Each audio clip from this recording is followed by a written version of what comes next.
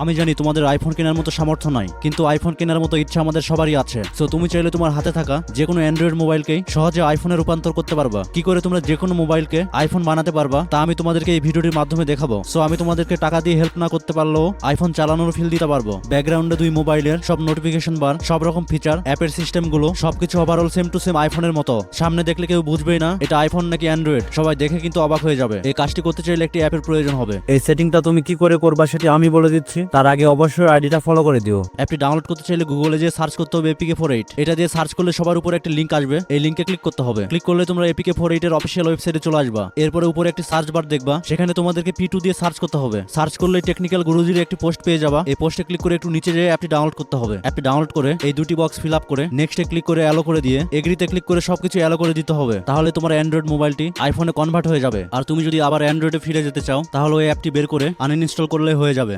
এরকম টিপসের ভান্ডার আরো দেখতে চাইলে এখনই আইডিটা চেক আউট করে আসো।